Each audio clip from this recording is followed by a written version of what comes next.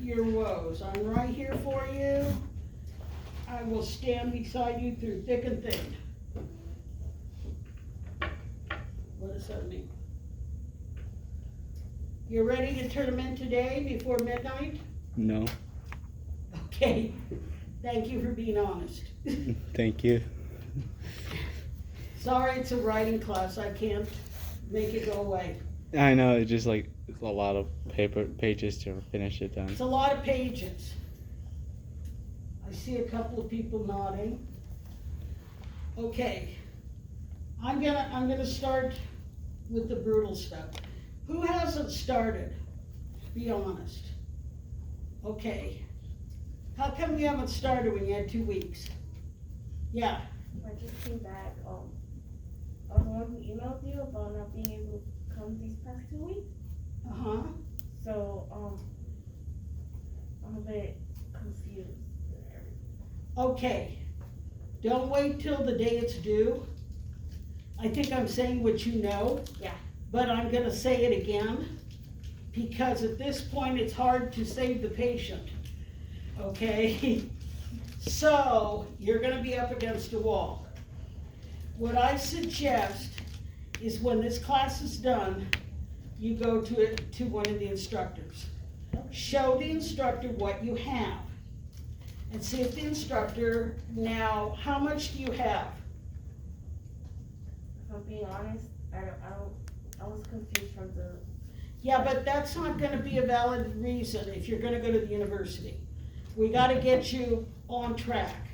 I'm not criticizing you, I'm trying to figure out where you are. When you were confused, did you just stop in your tracks? No, so the works, it's cause the works cited that was due, was it last week? Yeah, Okay, is that what we're writing about? about the works cited? No, not about the works cited, like about the, like, the articles that were chosen, is that like our topic? Okay, what you wanna do, you got an assignment, and it said Essay 1 Persuasion. It was on the modules, Yes. and it said the due date. When you read it, if you don't understand it, and I don't, whether you attend class or you don't, cause I mean, I just bumped into a student right now, that's why I'm a little late, who is having some personal problems. And he was not in class because the issues are overwhelming him. And that happens. We're adults and we have outside issues that overwhelm us. And I want you to know you're always welcome to contact me. If you're not comfortable speaking to me about it, you can email me. If you're not comfortable emailing me, that's okay, but make sure you get some help. You know, we can help you. We've been on that side of the room. You know, we've encountered a lot of things, ourselves personally and through our students. So we can direct you and advise you about how to manage it. I can't make it go away, but I can help you manage it.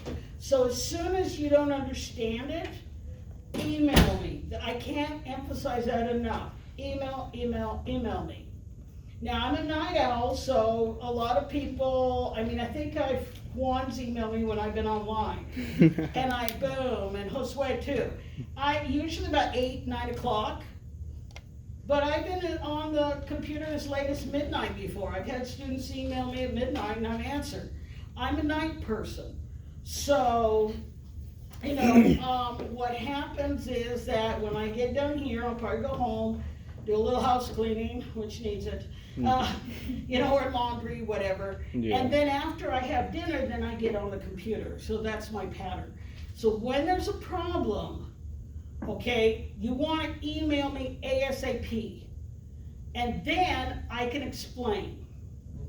Now, all is not lost because you're allowed one late paper. And that's why I have that. Because sometimes things happen. So what I recommend is that you see me after class. I'll walk you through it.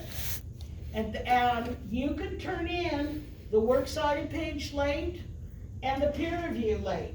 That's all part of that one late paper. Yep.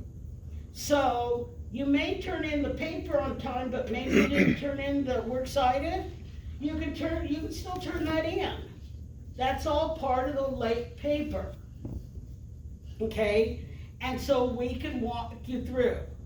How's that? Better? Okay, I don't want people panicking. You can do this, it's a matter of knowing how. That's what my job is. Now, you were saying you haven't started. How come you didn't start? Because like I was like starting the first pages, the next to the pages. I was like, I lost my mind like what to write next of it. Okay. How many of you did an outline? Do an outline. Especially right now when you're learning this skill. Okay?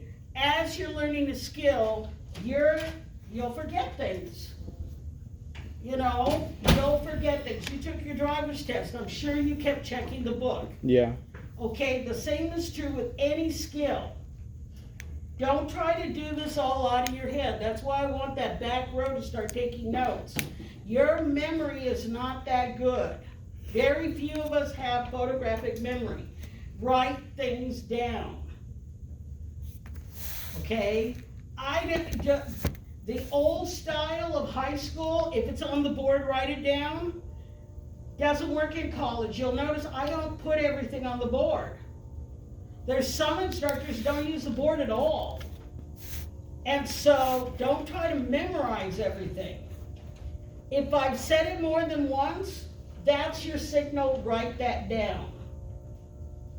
Use an outline, because an outline is going to show you where to go next.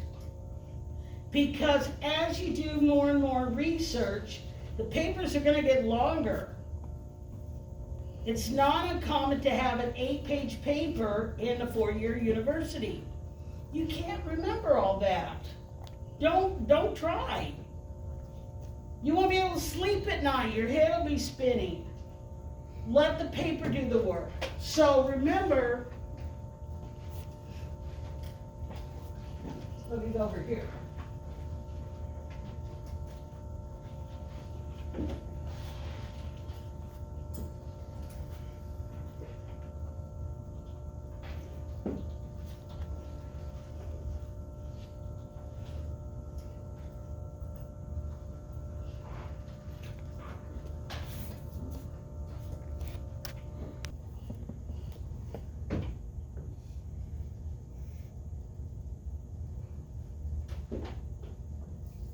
Excuse me. Okay, here's the assignment. Bush. It tells you that this is fact-based. It's going to be examining how thieves persuade international students to sign over their college money, their personal money, and even their family's money. So you're going to use the Toulmin method. And what does the Toulmin method have? Tell me about the Toulmin method. I know you've got it in you. Bless you. Bless you. Bless you. There's 3 parts to the Toulmin method.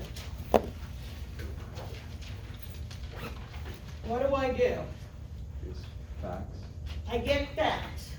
Topics. Those are reasons.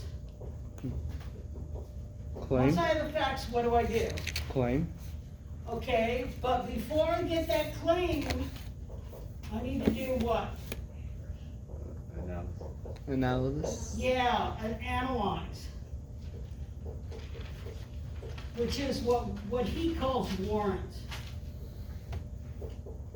So,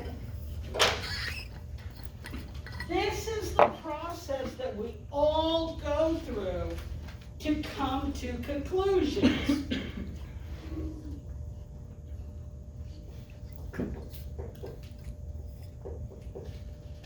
The Toulmin method. So, all of us go through this. He just mapped it out. So what happens is we get facts. Fact, yesterday was a recall election. Okay? fact. There was enough signatures to get it, to have a recall. That's a fact. That 63% of people in California didn't want the recall. Okay? So we analyzed this, and what they're doing today is they're saying, wait a minute, maybe we need to rewrite this recall because a minority group has been able to get this on the ballot. It wasn't viable, it never was. There was never enough people behind it. And they're not saying we shouldn't have recalls, because that's our right if we want. But we're analyzing and saying, next year is an election. Why not just wait a year and throw them out if you don't like them? Why did we spend almost $3 million on a recall election nobody wanted? We could have used that to help the homeless, to help the hungry, you know, whatever it is. So we're reevaluating based on those facts. And that's when we come to our thesis conclusion. So,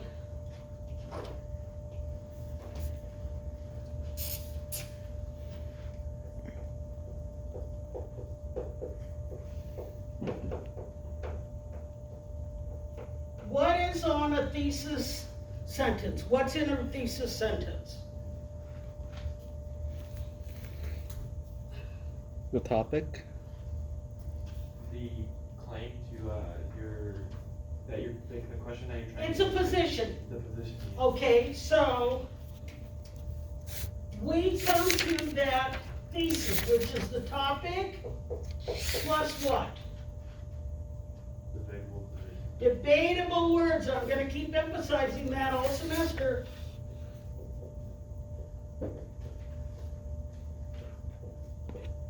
And then what? Take a look over there. Reason. Reasons. So, when we look, we start with number 1, we move to number 2, and then we go to number 3. Well, we're looking at the thesis, okay? We're looking at number 3, number 2, number 1. We're working our way back. So we found the facts, we analyzed the facts, and we came to a conclusion. Okay, Mrs. Coronado's gonna run a game show. You can win an Audi. You can win a, let's see, a Fiesta, Ford Fiesta. Okay? What do you want to win? These are your choices. Door number 1, door number 2. What are you hoping to get? What are you hoping to get? Probably Audi. The Audi. What about you? A fancy car. The Fiesta or the Audi? Go for it. No, right there. Go ahead. Yep. The Fiesta? You want the Fiesta. Okay? The Audi. Okay, Audi people, why do you want the Audi? It's probably less likely to break down. Okay, why? It's like more premium. Okay, it's a better made car. And? It's a nice car, it's a high end. You could always resell it, right? That's their reasoning. Notice they told me facts. They said it's a high-end car, it'll probably break less. They told me it's valuable, I could sell it. So as a result, they'd rather have, based on those facts, they'd rather have the Audi. You want the Fiesta. Why do you want the Fiesta? I like smaller cars and it's better on gas. Okay, notice he's looking at different facts. That's why it needs to be debatable. Both sides have a valid point. We share that information as scholars, and we come away understanding the issues better. So, it depends, okay, on what is your value. You're looking at gas mileage, you're looking at size, they're looking at resale, they're looking at prestige. I mean, everybody a few years back was buying a Lexus. It was the big thing everybody wanted if they wanted to have money. But it was expensive to repair them. Okay, Jaguars. I don't want a Jaguar. They're cool to look at. They're horrible to fix. You're always fixing a car. I fell in love with a Nash Metropolitan. Okay, do you know what those are? They're old cars. Okay, they're vintage. I believe they haven't built them since like the 50s or 60s. They look like the old classic Cadillacs, but they've shrunk. They're little. They're almost like clown cars. Okay, they're little tiny 1950s classic cars, but they're little. And they're so cute. There was a lady who had a pink one and lived in the wood streets. And I'd see that pink Nash Metropolitan all around town and campus. Finally, I bumped into her one time at the bank and I said, I love your car. I want a car like this. And she said, I love my car too, but only buy one of these if you have a mechanic in the family. They're always breaking. I go, oh, okay. They want my dreams of a Nash because I don't know any mechanics. Okay? Everybody I know just takes it to the dealer. So, different reason. I can love it, but when I analyze it, it's not practical. So, when we're looking at this, we need to break down our reasons. Then, we work our way back and we say, Nash Metropolitan is a really cute car, but it's not practical because of this, this, and this. And I work in reverse and give you the facts. So, in this case, we want to say international students, and keep it to international students. We're not talking about students, because students as a whole fall for different problems than international. So, you turn around and you say international students, and we have those debatable words, should, shouldn't, could, may, frequently, don't, it's never 100%. Okay, I could turn around and say, too often fall for this kind of scam, this kind of scam, this kind of scam. Okay, that gives me a blueprint for my paper, for my audience, and for myself. So, I know, I open the introduction, and remember I can use a hook. What are my choices for hooks? Evidence. I can use a what? An evidence. Evidence. Fact. Facts. What else can I use? A narrative of a story. A short narration. Maybe you interviewed someone who was scammed. What else can I use? A what? Okay, a question or a quote. Something that's maybe by someone famous or something profound. Okay, something that makes us stop and think. So if you quote someone famous like Abraham Lincoln or John F. Kennedy, or you say something profound, meaning that makes us stop and think, you can use that to help you open the paper. Then you start giving me some general information. How many foreign students come every year to colleges in the United States? And then usually the thesis is the last sentence in the paragraph. It doesn't have to be, as long as it's somewhere in the introduction. But most people use it as the last sentence, because then it's a springboard into the body. Then the next paragraph is going to explain the criteria for number one. The next one is criteria number two. The next is criteria number three. I do not have to have opposing viewpoints. Okay, you don't have to have that. And then you read, then in the conclusion, tell us again what we're talking about.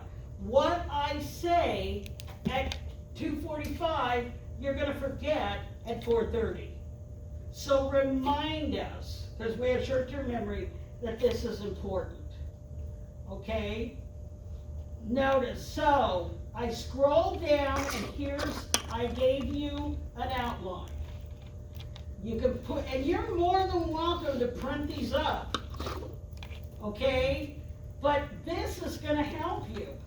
You put the topic, international students, you put what hook you wanted, put your thesis, and what are some of the scams that you found?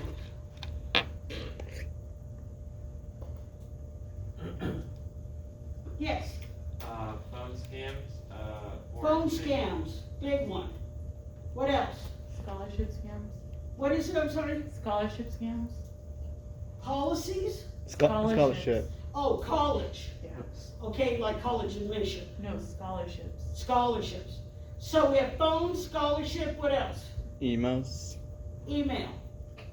Okay, now, anything else? Yeah, it was, this student received a check, a $2,000 check for work that, you know, he supposedly did. But if somebody told him not to deposit, because if he deposited, the person on the other end would have got his bank information. Okay, now they have their bank info. Money checks, I get checks all the time. I do, they're fake checks and if I deposit them, I've opened a loan. Okay, I get those a lot, because I own property. They figure then if I renege on it, then they can go after my property. But they're checks that are really a loan. And so, if I were to put it in the bank, I'm opening a loan. You have to look at that small print. So then, now that I have my three arguments, now I go to my second paragraph, and that's where I'm gonna talk about the phone scams. And if your paper's too short, go back to this outline, you probably didn't give enough explanation. Tell me, okay, phone scams. What happens on the phone today? They get a phone call, okay? Who's on the phone? What did they say? I saw that like foreign exchange students will be more susceptible to people thinking they're trying to be friendly, or if other people are interested in them, like possible love interest, but are really just scammers. Okay, sweetheart scams, those are big, even in this country. They go and they look, and I mean, these people are just total scumbags. What they'll do is they'll look through obituaries to see who lost a spouse. Yeah, they're scumbags. And they will call people knowing these people are in mourning. And, you know, you miss your wife, you miss your husband, I'll be your friend, I'll listen to you. And that's how they wheedle in. So we turn around and we start talking about phone calls. Maybe these students are lonely. They're all by themselves. I'll be your friend. That's one kind of a phone call. Another kind of phone call they get, you owe money. You know, you owe money. You didn't pay for this service or that service, because they don't know. They don't know when they go to another country if there's a fee for XYZ. You don't know what you have to pay for if you're in another country. So explain that and give us examples. Then you want to analyze it. So what's happening is each paragraph, okay, reason one, you're going to give me facts, You're going to give me support. You're going to give me analysis.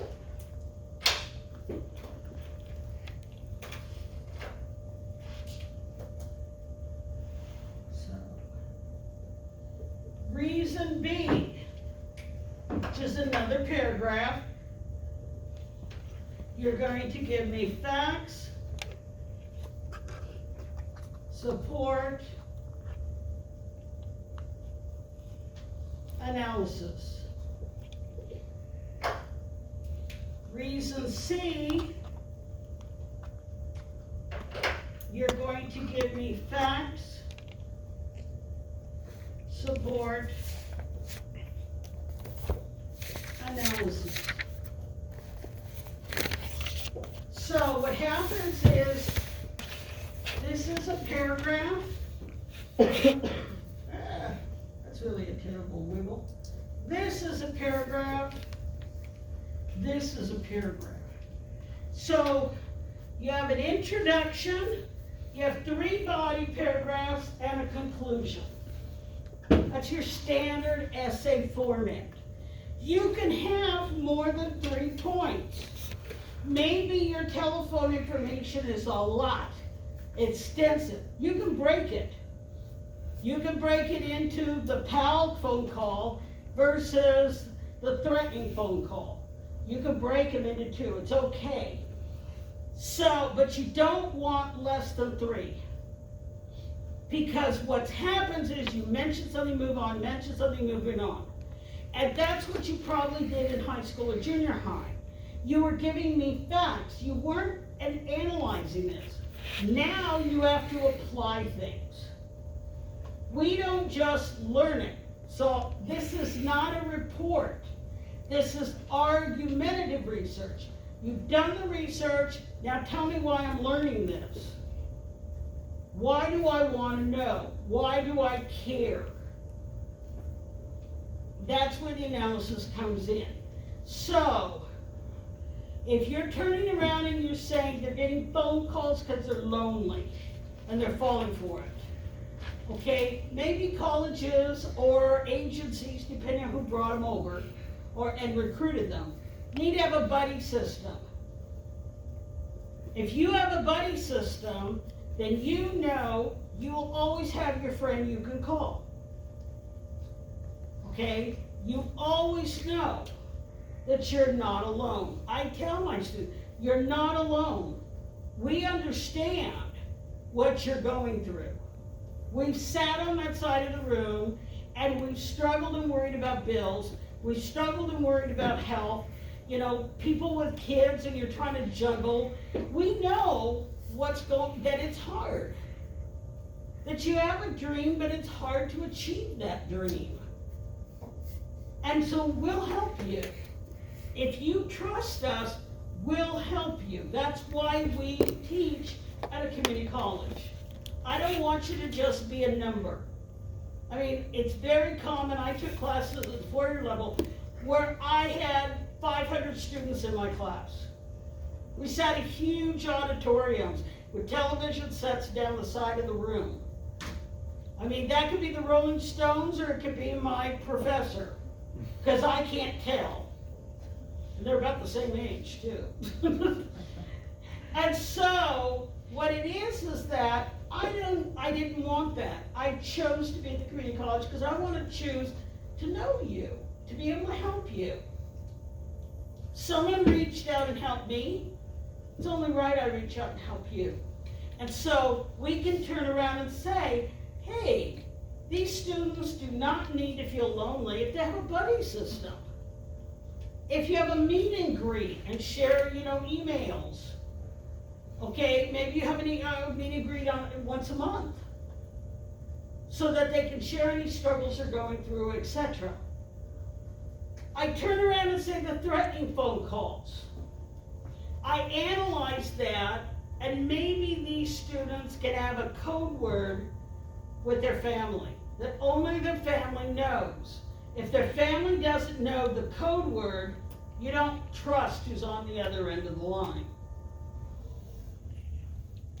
If I say, how's the dog? And they go, huh? Yeah, I'm not gonna trust you.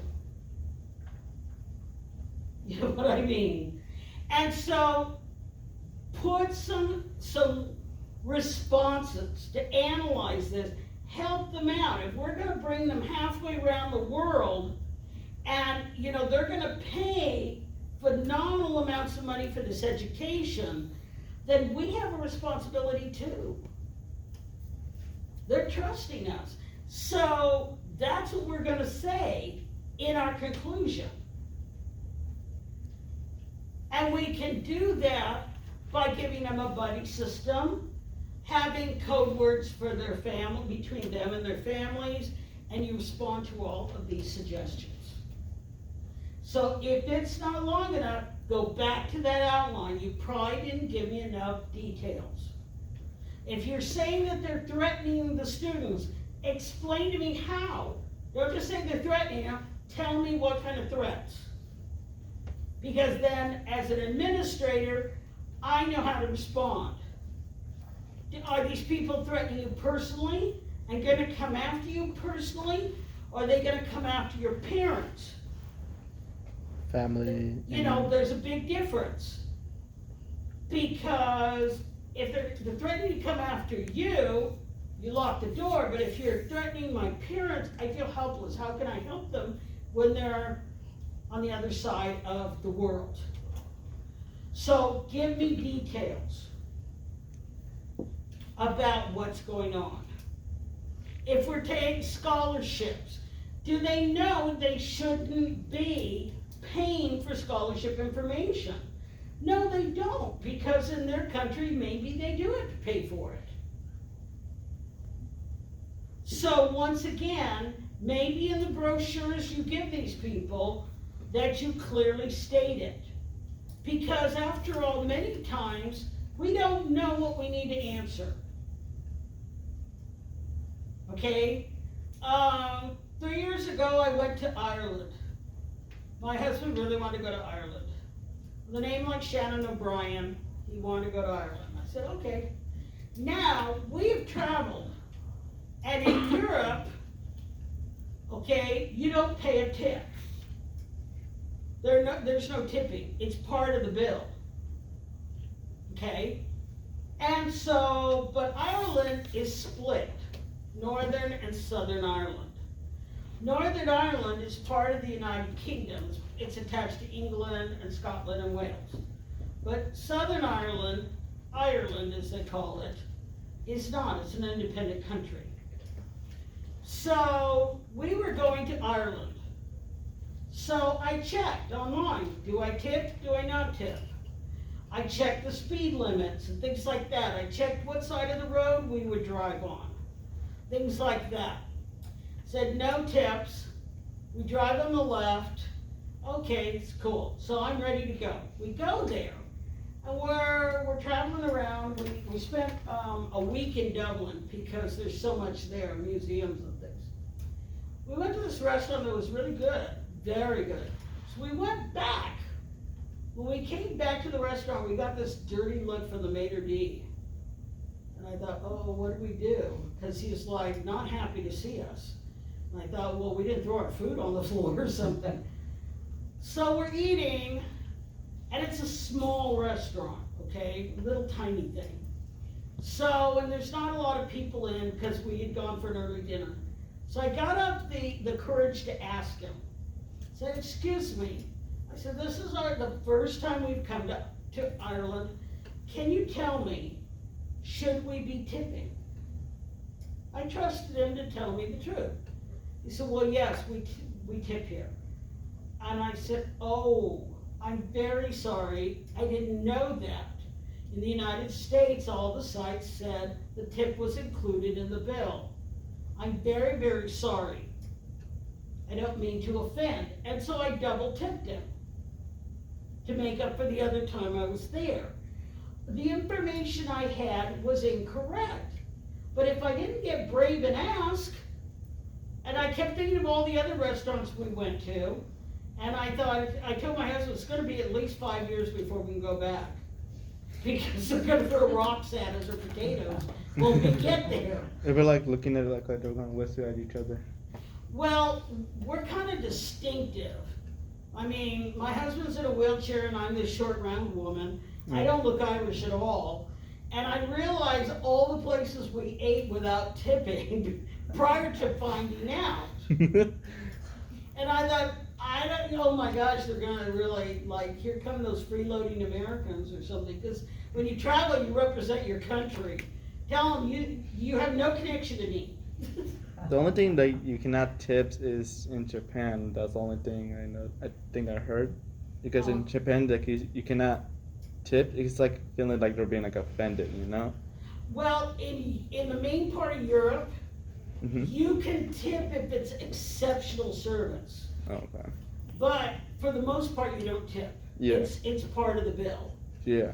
And so I wasn't sure because Ireland is part of the EU. It's part of the European Union and they don't tip. Mm. Okay, but Northern Ireland's part of Great Britain. And so like I wasn't sure what's the rules. I looked and the rules told me wrong. But once I got dirty looks, I kind of suspected something was like not right. And so, you know, if you don't know, you're doing things wrong and people do get offended. And they notice your nationality. Oh, those rude Mexicans. Oh, those rude Germans. Oh, those rude, we always notice the nationality. And so you could say you don't know me. I have no connection to that rude woman and her husband. Give us those details. Tell us that we need to inform that the college or the organization has a responsibility. They have a duty to tell them about scams and have some kind of a structure who to report it to. You know, if you get a phone call like that, who do you report that to me right away? You know, something like that.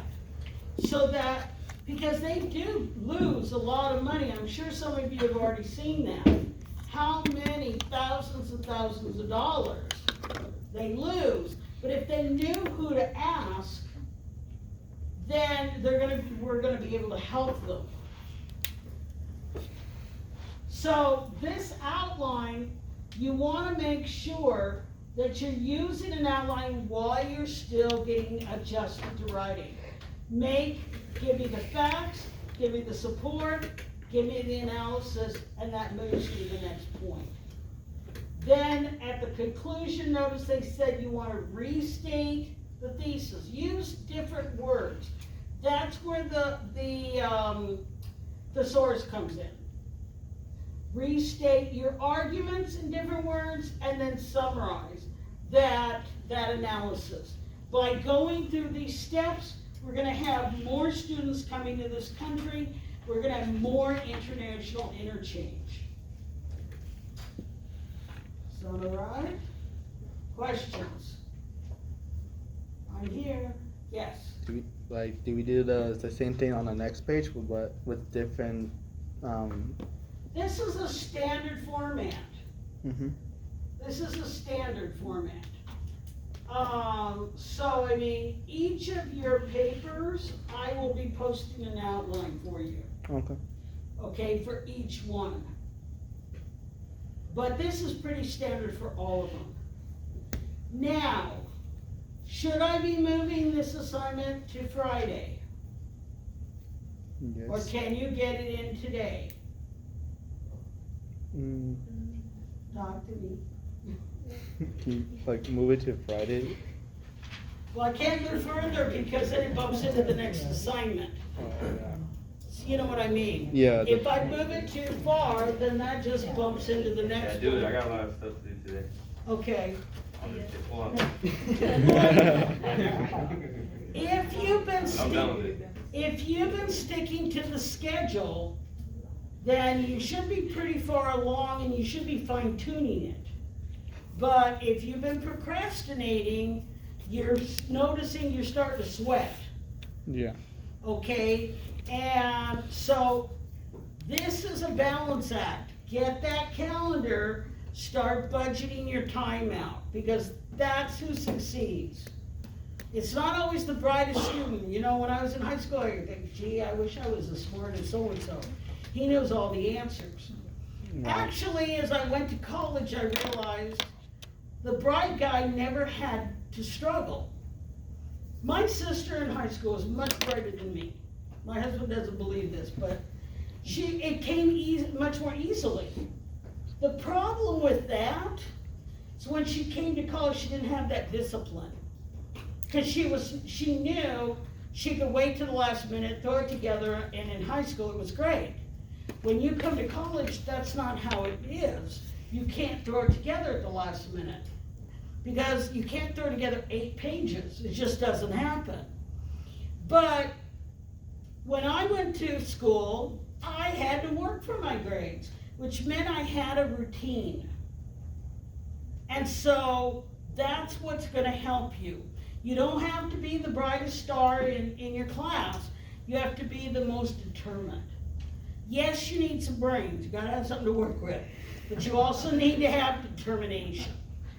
Stick to that calendar. Be strict with yourself. If you don't want to do it, and there's plenty of times that we don't. I mean, I get colleagues here go, I don't want to grade papers tonight. I really don't want to grade papers tonight. So I tell them, hey, do 10 of them. Cut it down. You know and I know they've got to be graded. So cut them down. I don't sit down and do all the papers in one night. I'd go crazy. Or my eyes would start rolling in my head. I break it up into chunks. And so break it down. Only work on your English for half an hour or an hour. And take a breather. And then go do your math. Something totally different. Oh, it's like break it down so that you don't Yeah. have to struggle with one thing because you have other classes as Yeah, well. something that's totally different. Yeah. So I'm gonna work on my English for an hour, and then I'm gonna go work on my sociology or my music Right. class. Something totally different. Give yourself a break. And so you do it in chunks. Rather than sitting down and trying to do all the work at one go. Because yes, of course, I hate it too. It's too much. And that's when you start hating the subject. Well, yeah, if you sat me down for 3 hours and made me do biology, I'd hate it too. But if you break it up, then it gets interesting. Then I can rest up and actually notice, hey, this is cool. Yeah, that helped me. I wrote like a paragraph like every other day, Yeah. and then at the end you can like it's easier just to put it all together. And then to get you started, you read the previous paragraph to kind of get your brain in order, back in thinking, and then add a new paragraph. And so that also is great because you're going to hear if they fit together. If they fit together, if it goes smoothly. Okay? What I will do is I will change the date to Friday. Okay? So you got today and tomorrow. Sweet. If you can get it in today, well, great. That means you have a free weekend. If other too many classes. I gotta do 2 quizzes of sociologies, and then I gotta do a discussion question from another class. And you want to get my paper out of the way so there's room for the quizzes. Well, the quizzes are just 10 questions, are easy, simple. I just get that thing done. So budget that. Budget that out, like I said. So keep in mind, when we give you 2 weeks, don't hear, oh, I got time to slack off. You don't want that, okay? That's not what we're saying is break it up. You have 2 weeks to gradually get this, okay? Now also, keep in mind you're allowed 1 late paper for whatever reason. So you can still turn in the works cited page, you can still turn in a peer review, okay? And so I did give suggestions on the peer reviews. The majority of the suggestions were that you need those debatable words. Gotta have those debatable words, okay? So,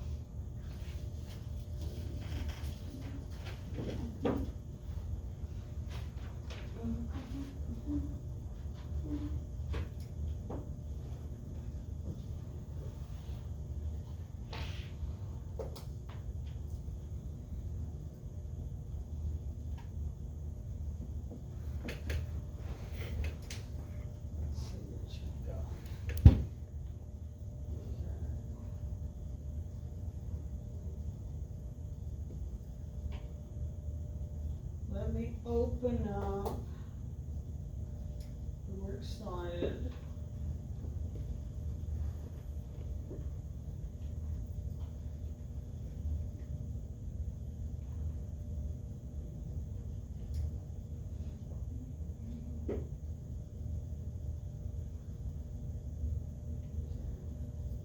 Should still be open, but I'm not seeing that.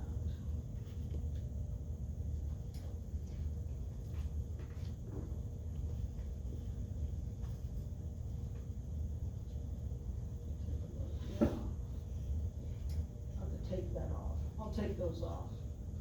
Hmm?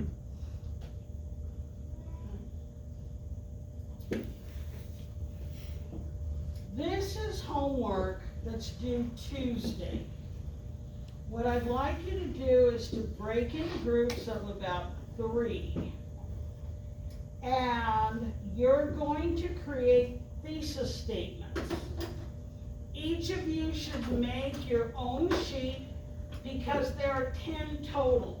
But you're gonna do 5 of them in here. So, keep in mind what a thesis statement is. That you have the topic, debatable words, and then the reasons. So if you're looking at slasher movies, these are like I Know What You Did Last Summer, or Chucky, or all these ones where the body counts start coming up. Chasing First and And our audience are parents of toddlers. That's who I'm talking to. So I'm gonna plug in slasher movies, what? Gonna show them to toddlers? They're not. Slasher movies could potentially brainwash children Okay, give me my 3 reasons. with too much gore, Okay, profanity, okay, and mental unstableness, showing us mental. antisocial behavior. There you have it. Or you could say slasher movies should not be shown to toddlers because they may cause, what, nightmares? What else? Behaviors? What's that? Behaviors? Okay, bad behavior, maybe bedwetting. When you're a toddler, that's always when all else fails, wet the bed. So, that's what you're doing with these 5, okay? Go to it. Oh,